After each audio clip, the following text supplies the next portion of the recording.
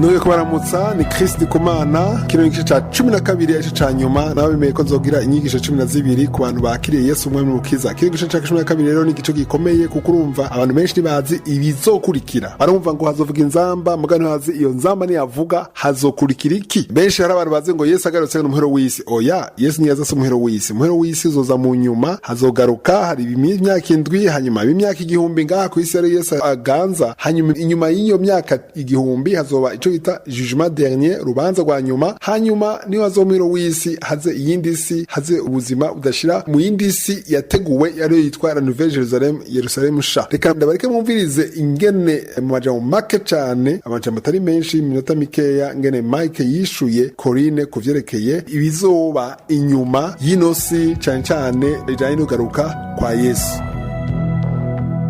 Mwiriwe Mike. Gute Corine? Uribukaga Mike igihe duherukana akora kubajije ikibazo cerekeye ku vy'ukugaruka kwa Yesu? Ego ndamenga ndavyibuka. Mbega hari isano vyo bifitaniye n'ukuduzwa kw'ishengero? Isano rirahari cane. Ndindiranye igishika cinshi kusobanurira ingene ukuduzwa kw'ishengero mw'ijuru kuzogenda. Ubwa mbere ukwiye kumenya ko umwami Yesu ategerezwa kuzogaruka gutwara ishengero.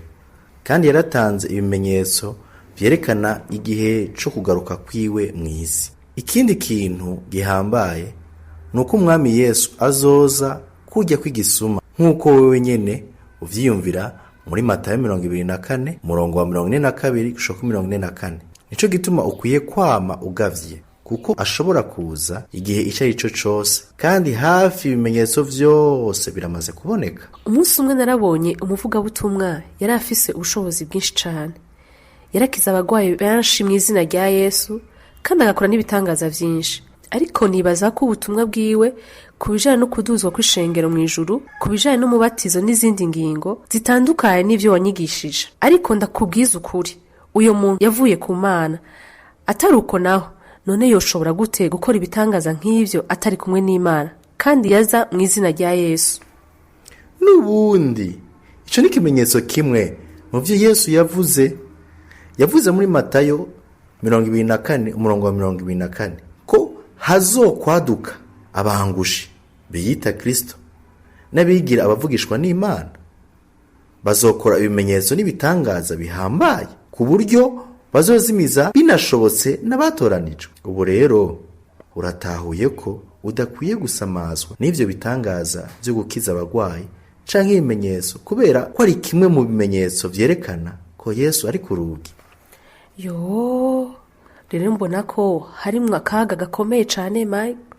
None umuntu yomenya gute ko umuntu kanaka ari umukozi w'Imana canke ko atari we?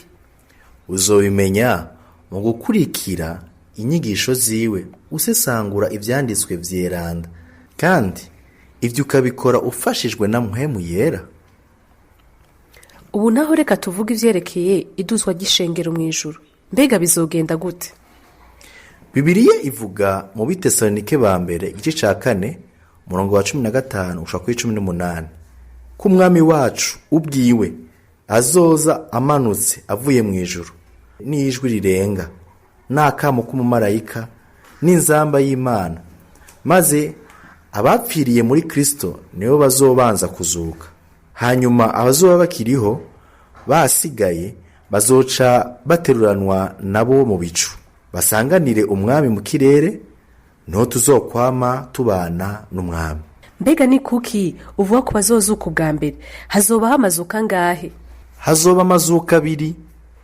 Bibiliya ivuga mu vyahishuriwe Yohana igice ca 20 murongo wa 5 ushaka 6 ko abari mu mugabane wo kuzuka kwa mbere bahiriwe kuko aribo bazoba abaherezi b'Imana na Kristo kandi izo bazofatana nawe kuganza iyo myaka 1000. Ariko abari mu mugabane wa kabiri wo kuzuka bazozuka inyuma y'iyo myaka 1000 kugira ngo bacigwe imanza nkuko mu vyahishuriwe Yohana igice ca 20 murongo wa 12 habivuga. Mbega inganje y'imyaka 1000 izoba mw'ijuru canke aha kw'isi? None Yesu azoganza gute Satani ataraciga urubanza?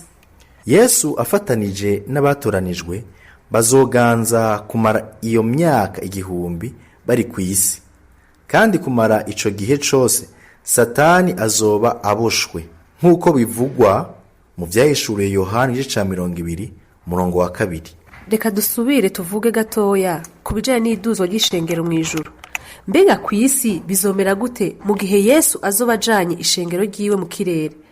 Kandi ivyo bizomara umwanya ungana Bibiliya itubarira ko ari kumara imyaka ndwi.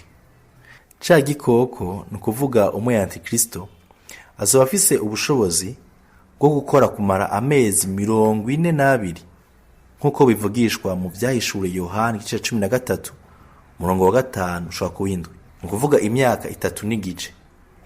Bibiliya ivuga ko abanyamahanga bahawe gusiribanga igisagara cera, kandi Imana izoha abayishingira intahe babiri ububasha bwo kuvugishwa nayo kumara imisi 1260 canke amezi 42 canke twovuga imyaka 3 n'igice nk'uko bivugishwa mu vyahishwe Yohana igice ca 11 umurongo wa 2 gushika kwa 3. Vyose hamwe ni ukuvuga ko bingana imyaka 7. Hanyuma yaho umwami azoca azanana n'abatoranijwe kuganzanya nabo kumara imyaka 1000. Hanyuma inyuma yaho niho hazoca haba urubanza rw'imperuka.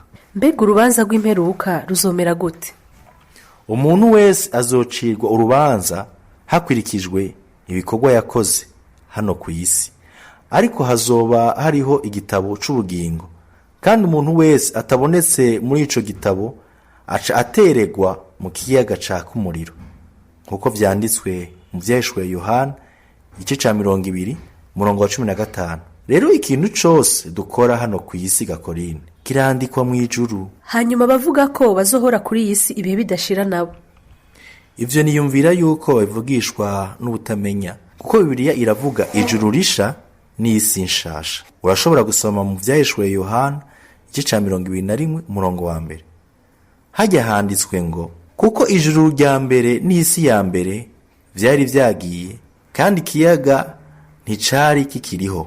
Kandi muri Petero wa 2 igice ca 3 umurongo w'10 gushika 12 bavuga batomoye ko amajuru azovaho hakaba ukwasana guhambaye, kandi isi n'ibikorwa biri muri yo bigashongeshwa n'umuriro. Umuvugishwa n'Imana yaravugishijwe nayo muri Yesaya igice ca 65 umurongo wa 17 ko igira ireme ijuru rishasha n'isi nshasha, kandi vya mbere bitazosubira kwibukwa.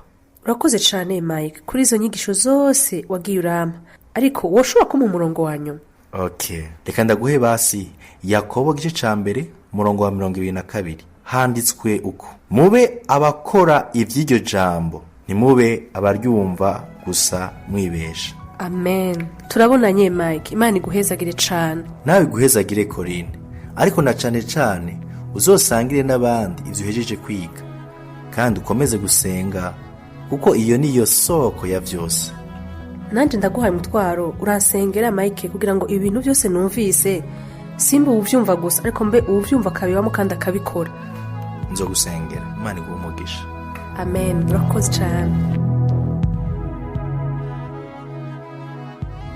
Ndizera yuko vy'ukuri mwabitahuye mu mirongo mwayanditse, mwatahuye yuko ari kizokoreka Yesu amaze kugaruka ivyereke imyaka 7 kugira mu bitahure neza musome iyo mirongo. Nizere ko wakurikiza inyigisho zose kuva kuri inyigisho ya mbere, hanyuma ikindi cyose ubukeneye uzonyandikire, nzogereza gufasha uko nonse umwanya, kandi wahisemwo neza. Nizere ko kibandanya. Nuwamara kubandanya rero uzomenya muhamagaro wawe, uzomenya ibindi vyinshi. Hari amagigozo yandi akurikira gushaka kuri 24 nazo nzoshobora kuzibaha zose. Amen. Mutahama muziyumvirize, ariko izo 12 nashaka kuzibaha imwe imwe mutahure neza vy'ukuri ico mwahisemwo carico. Hanyuma ivyerekeye ubuzima bukurikira rero bambwira ati none je nabuze iyo nsengera, bafise ukwizera nk'uko nyene bijanye n'ivyo kurambwira. Ufise ikibazo caho usengera uzonyandikire, nzoshaka gufasha. Arabo tumaze gufasha abari buraya mu buryo ubucanke buriya, ariko wagize ikibazo caho usengera, ufise ikibazo caho usengera unyandikire, nzogufasha uko mpwe mu Imana azondongora. Nuko rero mubandanye